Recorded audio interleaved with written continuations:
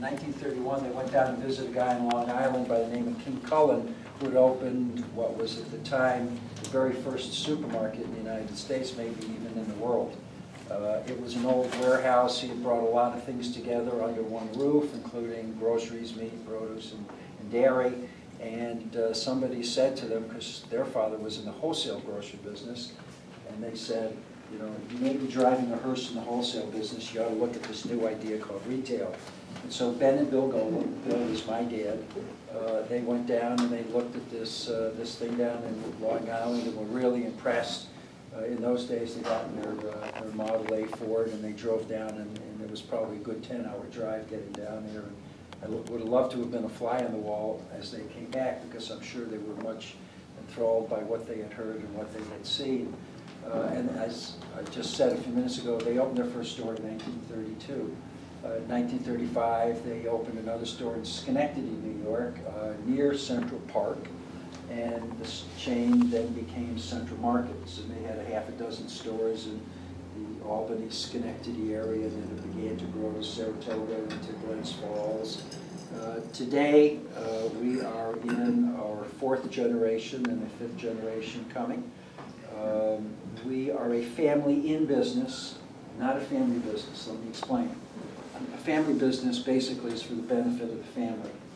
A family in business really is for the benefit of the business. So the decisions that we make and the way we run our company is based on always doing what's right for the business.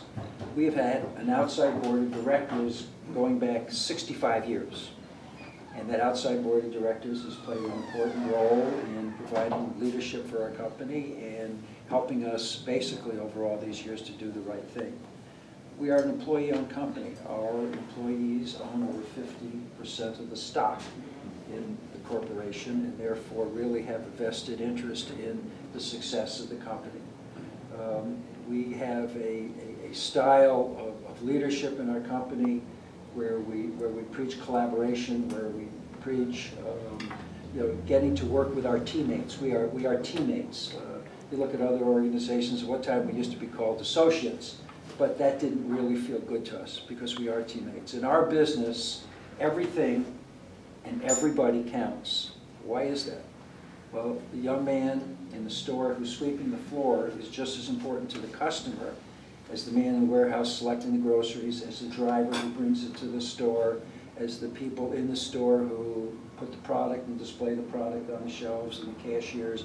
Everybody has a job to do. If they do it well, then we're successful with our customers. And if we don't do it well, anybody slips up or anything doesn't work and the customer is disappointed, then we're in trouble. And one of the things we've tried to tell ourselves is that no disappointments for our customers. We've been an organization that's grown. We're a creative organization. We do a lot of really interesting things. The sizes of stores that we build, we now number 128 stores in 6 states. And we're in New York, Vermont, Massachusetts, in New Hampshire, in Connecticut, and Pennsylvania.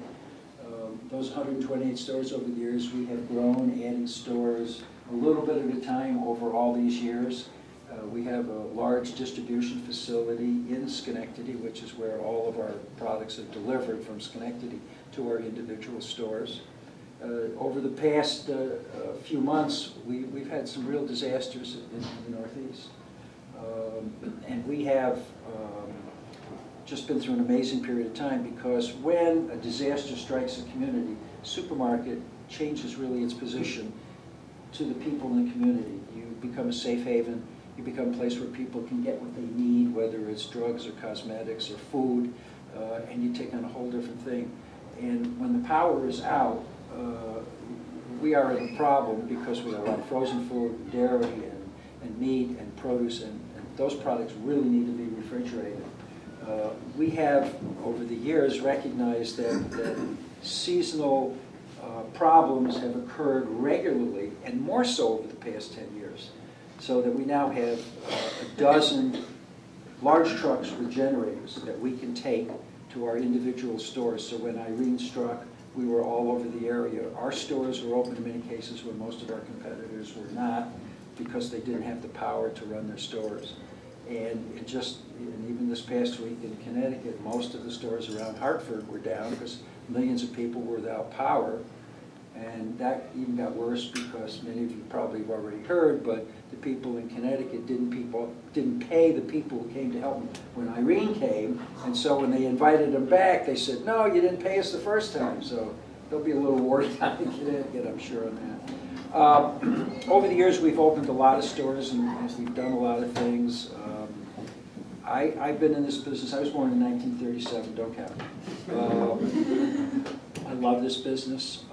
I'm a merchant at heart. I have been through all the departments in the stores. I love meat and produce and grocery and deli. We've done some wonderful things over the years, and as our company has grown, one of the things we've tried to do is to do more hands-on kinds of things in our stores. We make artisan bread by hand. We do that, and that's something that's done every day. We make fresh bagels the old-fashioned way in many of our stores. We have some 85 bagel factories. And in some of the stores, really, what you do depends on the size of the store. In this particular store down the block, it's a 40,000-foot store, so we're somewhat limited as to the numbers of things that we can do, but we try to get in as many of the wonderful things that we're able to do.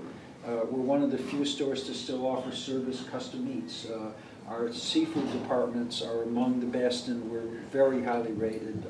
Matter of fact, in Syracuse, where we compete with Wegmans, we always beat them on seafood in terms of ratings. And we have custom meat departments so that you can go up and that you can ask the butcher what you want. We tell you how to cook it if you want to know, particularly in seafood, which is really helpful. A lot of people have a lot of trouble cooking seafood. Our seafood specialists are really very good about doing that. What we try to do in our company is help our customers. We want your shopping experience to be one that you're getting the help that you need so that you can get what you want, buy your groceries, and then get out of the store quickly because we don't want to hold you up at the front. So we do a lot of stuff to try to enhance that. Over the years, we've added a lot of stores in a lot of different areas. We bought some stores in Worcester a number of years ago, and we've remodeled and developed all of those stores. We built stores in New Hampshire, in Keene, New Hampshire, and we've got some new stores going up there. We're building stores, and we're designing a store right now we call Store of the Decade. It's a store of the future. And about every 10 years, at least through my experience with the company, every 10 years, we kind of go back to the drawing board and say, what do we have to do to make something really terrific? Because when we build a store, we call it, let's say, the Store of the Decade, what we do in that store really affect all of the remodels that we do over the next 10 years. And then we go and wind up again and do. But we're going to do some really remarkable things in a store that's coming up very soon. And we really have a lot of fun doing that. In some of our stores, we run, I don't know, how many of you like corned beef and pastrami and stuff like that? Sandwiches, okay? A lot of people do that. We've opened 3 Ben and Bill's. Ben and Bill were my dad and my uncle. We named it after them, and those 3 delis we're going to be doing their 4th, and very soon now. And when people go there, in New York City, there's a place called Carnegie Deli, Stage Deli, Katz's Deli, and First Avenue Deli. When people go to New York City, those are the places they go for that kind of product. And most of the people who come to our Ben and Bill's say, hey, this is just as good as Carnegie and Stage. As far as I'm concerned, that's where I want to be, and that's what we try to do.